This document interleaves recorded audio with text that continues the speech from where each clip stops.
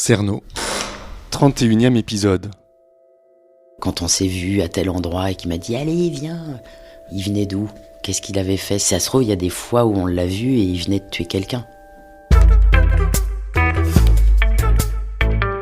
Thierry Paulin, c'est peut-être le plus grand criminel de toute l'histoire judiciaire française. Entre le docteur Petiot et Landru. Ah, ok.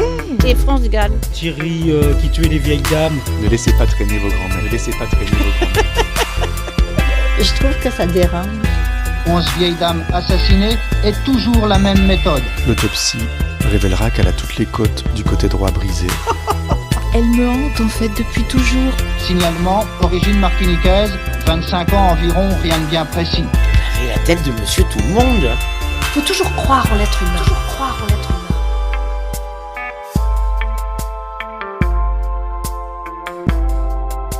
humain. 3-2.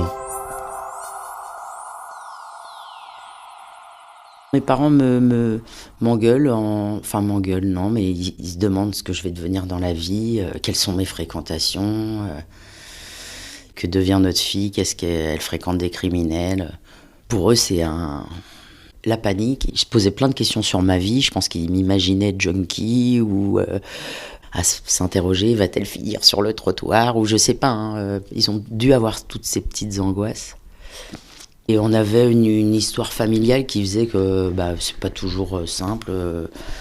Dans cette aventure aussi, il y avait, j'ai souvenir d'un journaliste aussi qui m'avait appelé sur la fameuse ligne de téléphone que j'avais chez mes parents, en pleine nuit, pour m'interroger sur cette histoire.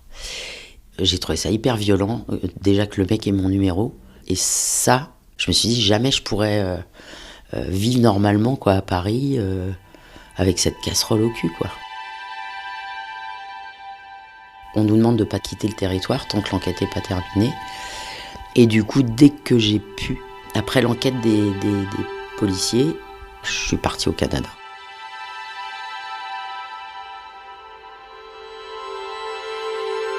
Le Canada, c'est l'endroit où on s'enfuit pour se faire une autre vie, quoi. Exactement. Je voulais refaire ma vie, je voyais pas d'horizon épanouissant possible en France. Clairement, quand tu déménages dans un pays où tu connais personne et t'es vierge de tout, tu peux décider de ce que tu veux, quoi. Tu me disais, on avait vécu une histoire familiale un peu particulière. Oui, en gros, on a une histoire familiale qui fait que mon père n'est pas mon père. Moi, je le sais depuis toujours. Mais ils n'ont jamais voulu me l'avouer. À cette époque-là, ils ne me l'avouaient pas non plus. Moi, je l'ai su il y a 15 ans plus tard, donc j'avais 35 ans quand je l'ai su. Et je pense que le non-dit, on avait un problème à ce niveau-là. Donc j'étais assez en conflit avec mes parents parce que je sentais qu'il y avait un truc qui n'était pas révélé. Comment tu le savais que c'était pas ton père ? Je le sentais. Physiquement, je ressemble à personne dans la famille, mais ça, si on a toujours trouvé le truc qui fait que... Oui, ça arrive. Mais non, je sais pas, je le sentais. Impossible à dire pourquoi, mais j'avais raison. Et comment tu l'as appris à 35 ans alors ? Parce que j'étais au clash, j'ai vraiment provoqué le truc, à dire mais arrêtez quoi, dites-le. Et du coup tu as su qui était ton vrai père ? Ouais, je l'ai su, et je l'ai retrouvé. Je lui ressemble, enfin je ressemble à quelqu'un. Ça m'a soulagé, moi j'étais ravie. Donc non, ça m'a fait un bien fou. Et je pense que le fait d'aller au Canada était aussi également lié à ça, et bien évidemment. Ouais. Il n'y a pas que Thierry Paulin. Il fallait que tu fuis tout ce monde-là, quoi. Ouais, clairement. Parce qu'en fait, je me dis que quand on a 18 ans, on est plein d'espoir, on est peut-être un peu naïf, on se lance un peu dans la vie, on s'émancipe, donc on choisit nos fréquentations. Ouais. Du coup, on t'apprend qu'un de tes amis est un tueur en série. Mais ce que tu me dis aussi, c'est qu'on te mentait chez toi parce que ton père n'était pas ton père et on ne te le disait pas. Ouais. Donc en fait, tu avais cette problématique-là où... De confiance. de confiance Ouais. et du mensonge, quoi. Ouais. C'était très profond, en fait. Ah oui, je pense. Ça a résonné chez moi peut-être plus que chez quelqu'un d'autre parce qu'il y a cette histoire de confiance et de... Moi, je supporte pas le mensonge.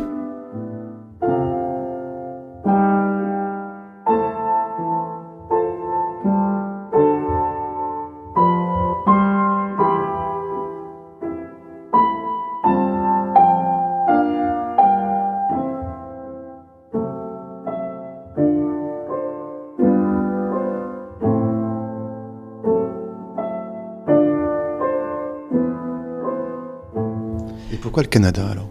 Parce que c'est francophone, c'était de l'autre côté de l'océan, que j'avais un oncle que j'avais jamais vu de ma vie, mais qui pouvait m'accueillir pendant 15 jours et me trouver un truc de jeune fille au père, quoi, en gros. Donc, moi, j'ai tracé, je suis parti début février. 1988. Ouais. Et je suis revenu 5 mois après, mais sans prévenir, même mes parents n'étaient pas au courant. Et 1 semaine après mon arrivée, j'ai reçu une convocation de la justice. Ça, c'était gros moment. C'est un bureau. C'est un bureau où il y a le juge derrière un gros bureau de juge. Et quand je suis arrivé, il y avait donc le fameux Thierry dont je parle, qui était grand et qui était sympa. Donc lui, il était là aussi. On s'est rendu compte qu'on était tous les deux convoqués en même temps. Ça nous a vachement rassurés, parce qu'on était 2. Et là, on a vu Thierry Paulin passer dans le couloir. Et là, on s'est dit, merde, on va être avec lui dans le bureau, quoi. C'était pas le Thierry qu'on avait connu du tout. On avait un mec avec une coupe afro, des cicatrices sur la gueule, il lui manquait des dents. Je pense qu'il lui arrivait quelques déboires, j'imagine. En prison? Je pense. En tout cas, je sais que j'ai pas reconnu le Thierry que j'ai connu. Qu'est-ce que ça t'a fait de le voir? Flipper. Ça m'a fait peur. Nous, on était d'un côté du bureau, donc Thierry et moi, pas Paulin, Thierry le témoin. Et de l'autre côté, il y avait Thierry Paulin. Avec lui, il avait 2 ou 3 avocats. Le flic nous posait des questions, alors on n'avait pas le droit de lui parler directement, mais on est dans la même pièce. Donc tout passe par le juge ou le greffier. C'est une parole un peu en triangle. Et vous vous êtes regardé, il vous a regardé? Ah ouais. Moi, je fuyais un peu son regard, j'étais pas à l'aise du tout. Et ça c'était un moment horrible. J'ai flippé. Ce qui m'avait choqué aussi, c'est qu'on nous avait pas prévenu qu'on allait le voir, et j'ai pas trouvé ça cool. On aurait pu au moins nous préparer, quoi. Moi, la dernière fois que je l'ai vu, c'était mon pote, quoi. On fêtait son anniversaire et je lui faisais la bise. Et pour le coup, là, j'avais pas mon ami en face de moi du tout. Là ça y est, c'était plus mon pote. C'était qui? C'était un tueur. C'était un menteur, c'était un monstre.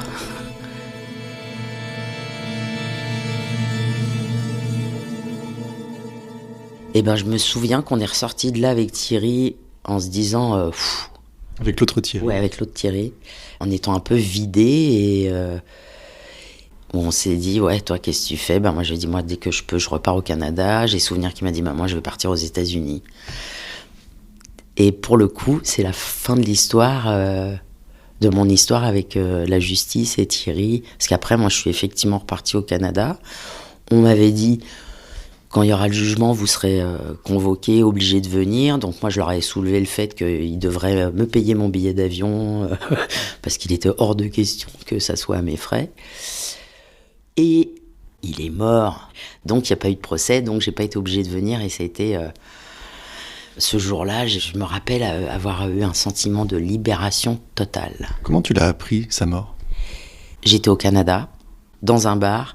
Moi, je suis pas quelqu'un qui boit énormément, mais je travaillais dans le bar. Et ce soir-là, j'ai regardé le barman où il avait l'habitude de me faire plutôt des jus d'orange. Et là, je lui ai dit, tu me fais un double rhum. Il m'a regardé, il m'a dit, qu'est-ce qui se passe? Je dis, ce soir, je suis libre.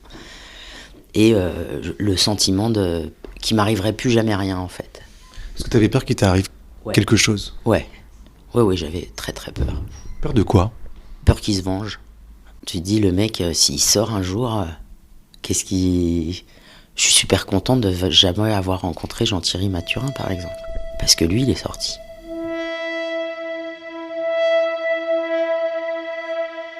Quelles conséquences ça a eu sur ta vie, tu penses? Une grosse soif de vérité et... déjà, le fait d'aller vivre au Canada, de m'expatrier complètement, t'éloigner de ta famille, de tout, de vouloir te reconstruire... C'était quoi ta vie au Canada? C'était une vie super. Je me suis mariée, mais pour les papiers, avec un copain qui n'était pas du tout mon amoureux. qui m'a épousée pour que je puisse rester. Donc j'ai pu rester, j'ai fait tout ce que je voulais dans ma vie. J'ai eu un enfant. Et puis je suis restée 17 ans là-bas. Et c'était super. Enfin, franchement, ma vie au Canada m'a sauvée. Tu t'es reconstruit une vie. Oui. Et je suis revenue en 2000 en France. J'ai 50 ans maintenant. Quelle est ta vie maintenant ? Ma vie maintenant, j'habite dans le sud-ouest, dans une petite baraque que je refais petit à petit dès que j'ai un peu de sous. Je suis intermittente du spectacle, je fais de la production, de la régie pour différents trucs. Et voilà. Si tu avais cette jeune fille que tu étais donc en face de toi à 18 ans, qu'est-ce que tu lui dirais ? Ne t'inquiète pas. C'est vrai ? Ouais. Parce que de toute façon, je regrette pas de l'avoir rencontré, du tout. Ça fait partie de mon histoire et de toute façon, on sait qu'on peut pas faire stop, retour, efface, ça marche pas. Donc franchement, je lui dis, à part t'inquiète pas, je lui dirais, en tout cas, je lui dirais jamais, change tout, enfin, ne rencontre pas ces personnes, reste chez toi, enferme-toi, fais attention. Non. C'est horrible, mais c'est peut-être le bon côté de cette mauvaise histoire, c'est de m'avoir apporté une certaine réflexion sur l'humain, sur les gens, sur la vie, la mort. Moi, je pense que je fais beaucoup plus attention aux gens que je rencontre aujourd'hui, et je vais plus voir le loup, ou en tout cas, je vais le percevoir plus vite que ce que j'aurais perçu si j'avais pas eu cette aventure. Et pour le coup, avant, j'avais besoin d'être tout le temps avec des gens. La solitude ne me fait plus du tout peur aujourd'hui.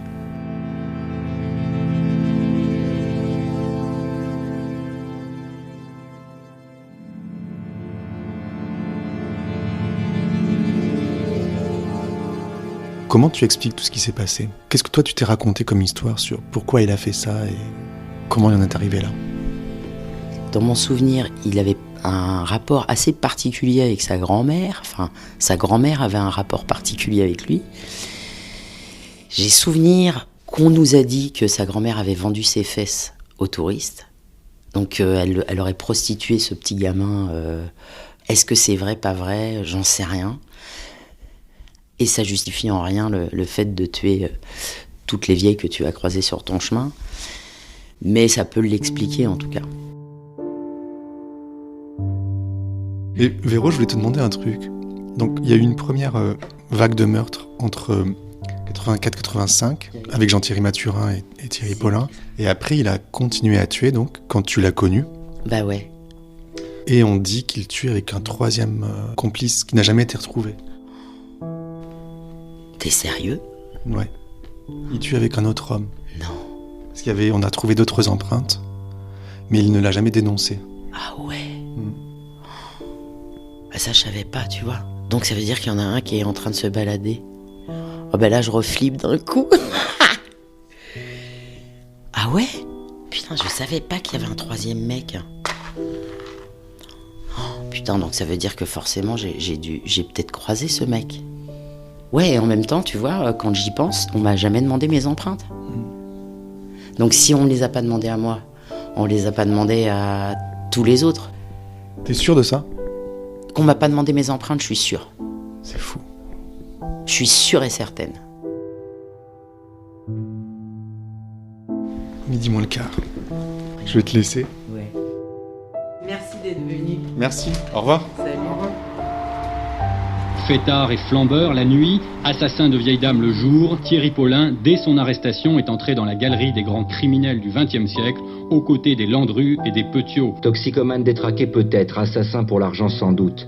Perturbé par sa maladie, le sida, pourquoi pas. Les psychiatres n'auront pas eu le temps de cerner sa personnalité.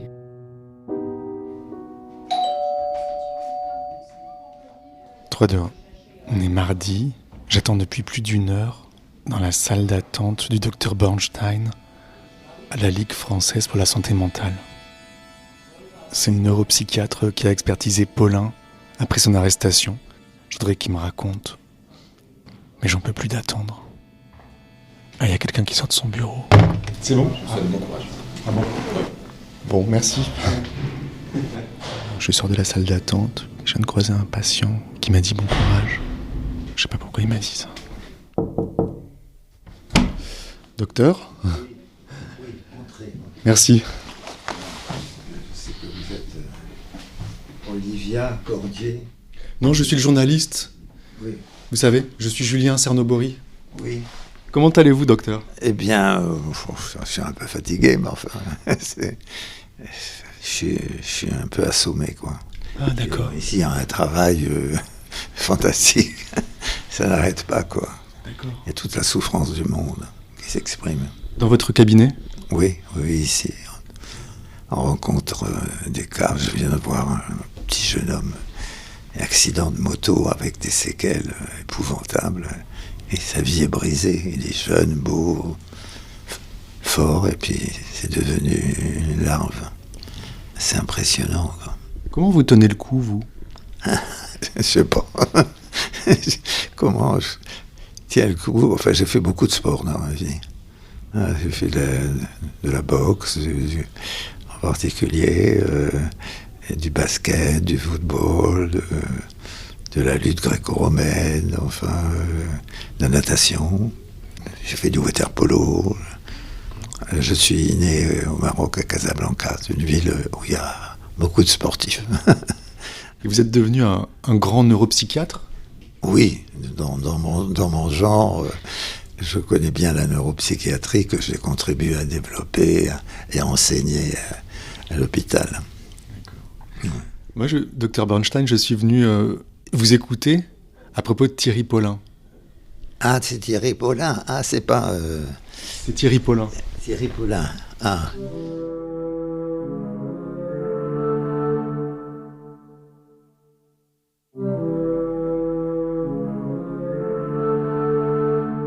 Alors, Thierry Paulin, je l'ai vu avec mon collègue. Vous l'avez expertisé ?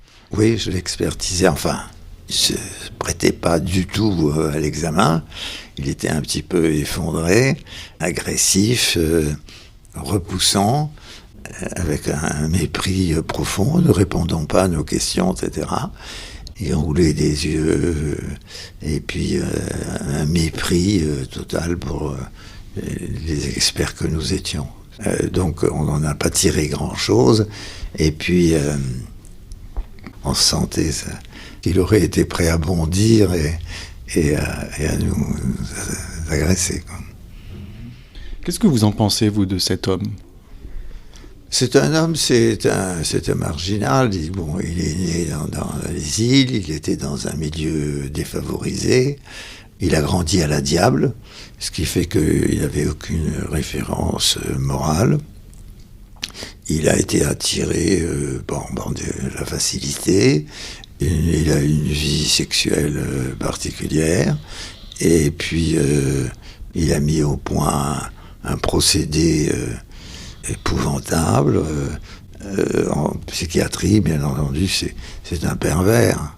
Il n'y a pas de psychose au sens propre du terme. Ce sont des schémas caractériels d'agressivité, de violence, et puis surtout une indifférence totale au sort des victimes, et se livrer à un véritable carnage.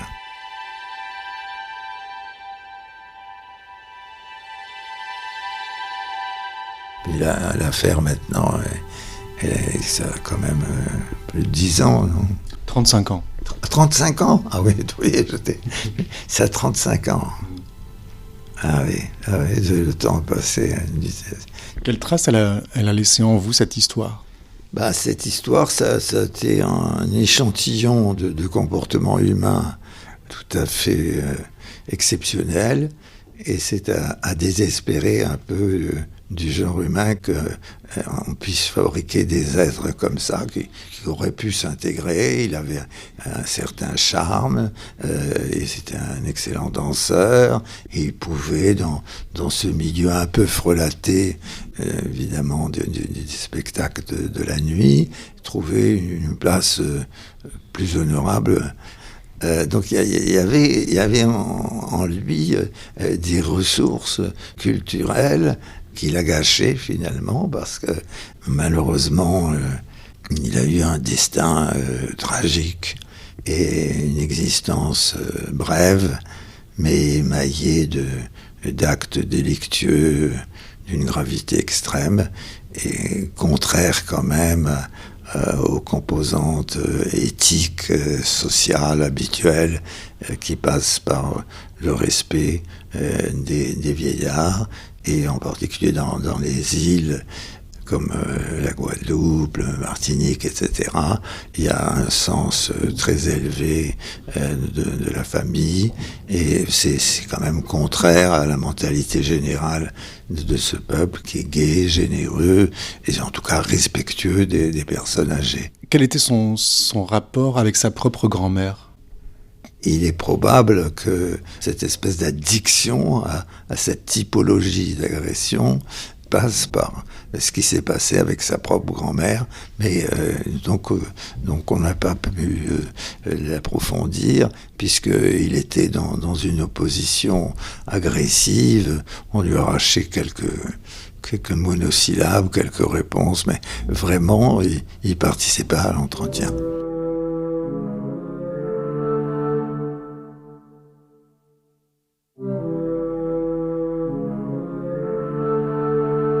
C'était une espèce de monstre humain, dénué de principes, avec des mœurs particulières sur le plan sexuel.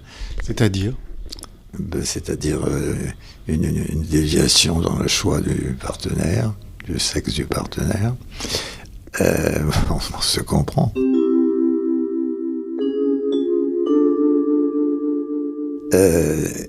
Homosexuel ? Voilà.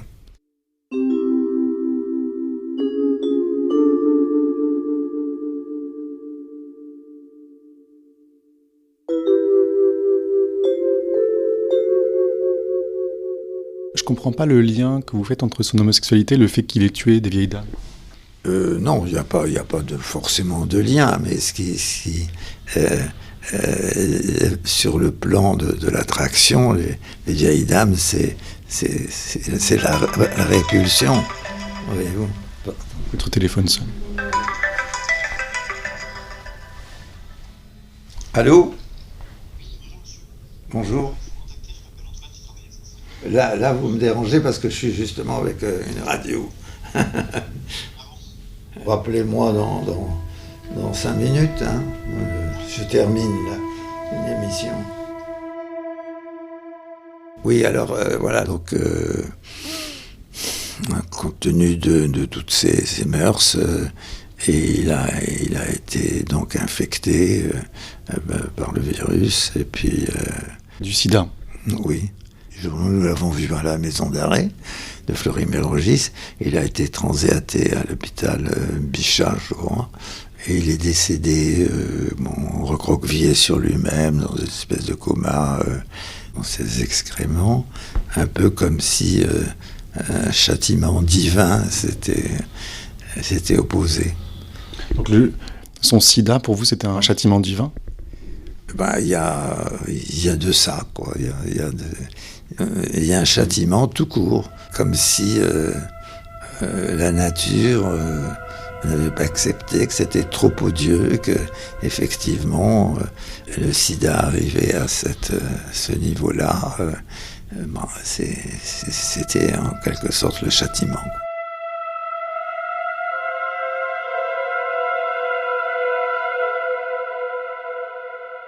À l'époque, il y avait des gens qui pensaient que le sida était une punition pour l'homosexualité. Oui, il y a des gens qui croyaient, enfin, c'est un petit peu idiot de croire ça.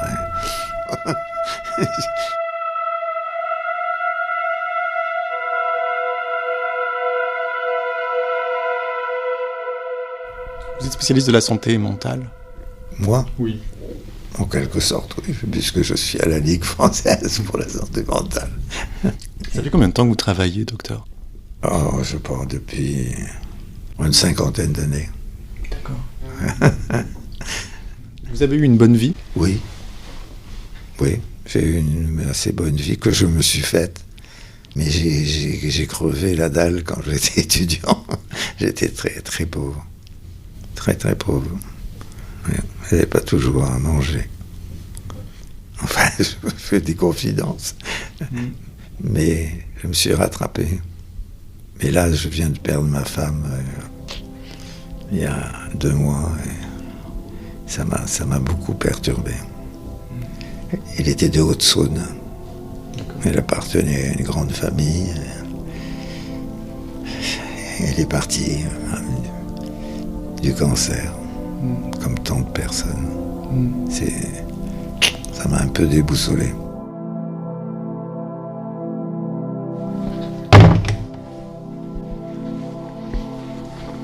Je quitte son cabinet.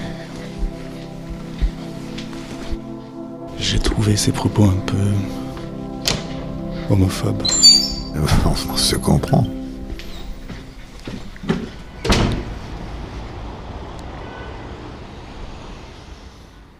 3, 2, 1. Je suis en train de réserver un billet d'avion pour la Martinique. J'aimerais retourner à Lansalane, là où a grandi Thierry Paulin. C'est donc l'endroit où sa grand-mère avait un restaurant, le Maman Jojo, pour voir s'il reste des traces de lui. Et j'aimerais bien aussi retrouver sa mère, et je pense que je l'ai trouvée dans les pages blanches. Voilà, du coup, je vais partir dans quelques jours.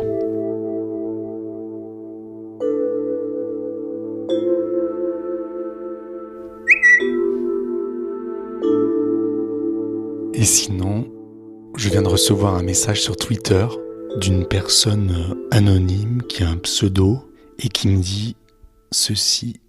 Bonsoir, aujourd'hui j'ai découvert vos podcasts sur Mathurin. Je l'ai bien connu à l'époque du Paradis Latin. Nous travaillons ensemble. Nous étions amis, mais Paulin est arrivé. Je peux vous dire que ma méfiance vis-à-vis de Paulin m'a sauvé la vie à cette époque. Et il ou elle m'a donné un rendez-vous mystère dans un café de la Butte aux Cailles, dans le 13e. Comme d'habitude, je me laisse entraîner dans le tourbillon de cette enquête. Il filait ses victimes jusque chez elles. À suivre. Il les torturait pour leur faire avouer où elles avaient caché leurs économies, et puis il les tuait. Rendez-vous dimanche prochain, et d'ici là, ne laissez pas traîner vos grands-mères.